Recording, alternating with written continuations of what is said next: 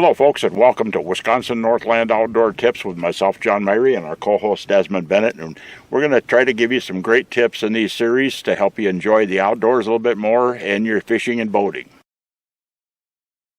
Folks, when it comes to bass fishing, one of the simplest ways to catch fish is a plastic worm.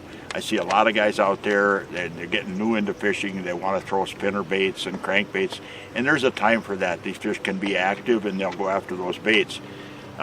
When they're less active, or if you catch a fish in a spinnerbait with a spinnerbait in an area, you go back into that area and throw a plastic worm, and you almost always will catch more fish. A couple of things, there's a lot of ways to rig them. A popular way now seems to be wacky rigging, where you hook them in the middle. Now there's O-ring setups that you can rig them with an O-ring or just hook them through. One thing I kind of like is a wacky weedless jig, which allows you to get in the weeds a little bit better, and it gives you a little weight so it drops. But you can also rig them just on a hook, weightless.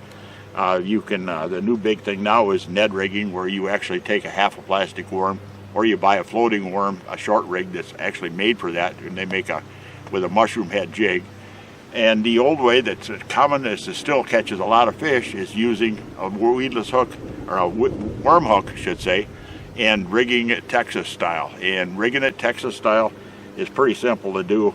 Anybody that doesn't know how to rig a worm Texas style, you take your hook, and I like the EWG, the extra wide gap hooks, and a lot of times I'm fishing in them weightless. You can always put a weight in front if you want, but you start with that worm and you go through probably about 1/4 to 3/8 of an inch of worm in the nose, just like this right here. Slide the worm up until you get up to the bend in the hook, rotate it around, and then use your thumbnail to kind of mark where the bend of the hook is. Then back it up and stick the worm right straight through, all the way through.